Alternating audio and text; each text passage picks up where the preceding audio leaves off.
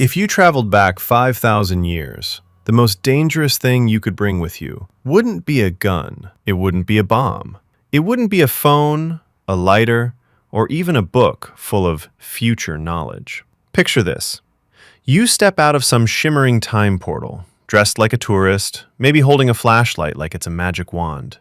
You expect to be the most powerful being these ancient people have ever seen. But here's the part almost nobody thinks about. The deadliest thing you're carrying is invisible. It's inside you. Your body, right now, crawling through your bloodstream, your throat, your skin, there are thousands of microscopic hitchhikers, viruses, bacteria, things so common today that you don't even notice them. A mild cold, a stomach bug, the kind of sickness that makes you miss one day of work and then forget it ever happened. But to people 5,000 years in the past, that same harmless sniffle could be the end of their entire world. Let's slow down and actually picture this. Imagine you land near a small ancient village. Mud huts, smoke rising from fire pits, children running barefoot, laughing, completely unaware that the person walking toward them is basically a walking biological warhead. You smile at them, maybe wave. Totally harmless, right? Wrong. See, modern humans have spent thousands of years building immunity to common diseases. Our ancestors slowly adapted, generation after generation, fighting off these invisible enemies until our bodies learned the tricks. But the people in this ancient village? Their immune systems have never seen your version of these germs. It's like showing up to a chess game where they've never even seen a chessboard. And here's the truly terrifying part. This isn't fiction. This isn't some exaggerated movie plot. This already happened in real history, just not with time travel. When European explorers reached the Americas, they didn't conquer entire civilizations with swords or cannons alone. They did it with diseases. Smallpox, measles, influenza, diseases that barely affected Europeans, wiped out entire Native American populations. Some estimates suggest up to 90% of certain communities died, not from war, but from invisible enemies nobody could see coming. Now imagine that effect multiplied by 5,000 years of evolution standing between you and them. So if you travel back in time, you wouldn't need a weapon.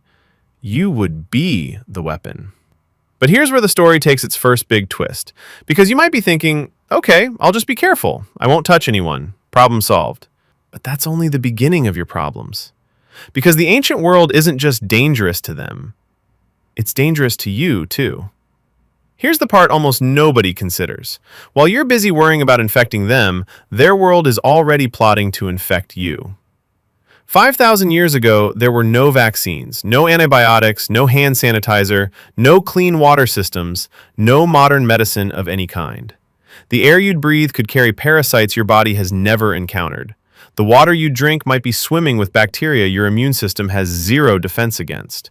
Even a tiny scratch from a rock or thorn could introduce something your body simply doesn't know how to fight. Something as common as eating undercooked meat could become a death sentence. Remember, your modern immune system was built for a modern world. Filtered water, refrigerators, soap, sterilized hospitals. None of that exists yet. You're not the apex predator anymore. You're the most fragile creature in the room. And that's the real twist of this whole thought experiment. It's not human versus ancient world. It's two completely different biological universes colliding. You could accidentally start a plague that wipes out an entire civilization. Or that same civilization could accidentally give you something that ends your life in days. Either way, nobody walks away from this safely. Now here's something even stranger. This isn't just about disease. It's about how fragile the line really is between advanced and vulnerable. We like to imagine our modern selves as superior, smarter, stronger, untouchable.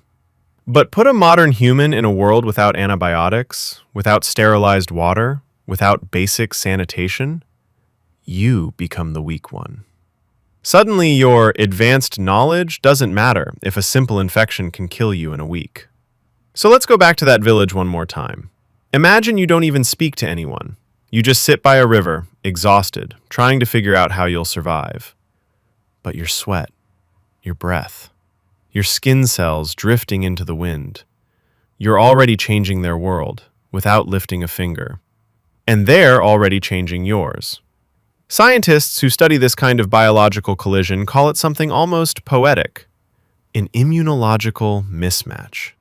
Two populations, shaped by completely different environments, suddenly colliding in the same moment, the same space, the same breath of air.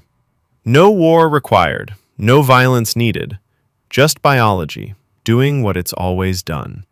Quietly, invisibly, mercilessly. And that's the moment this thought experiment stops feeling like science fiction and starts feeling like a warning. Because it's not really about time travel at all. It's about how connected and how fragile life on this planet has always been. We assume strength comes from technology, from weapons, from power. But sometimes the most catastrophic force in human history isn't a bomb. It's a sneeze. It's a single cough, carried on the wind, into a world that was never ready for it. So if you ever found yourself standing in front of that shimmering time portal, ready to step into the ancient past, ask yourself this: are you the explorer in this story? Or are you the apocalypse, wearing a friendly smile?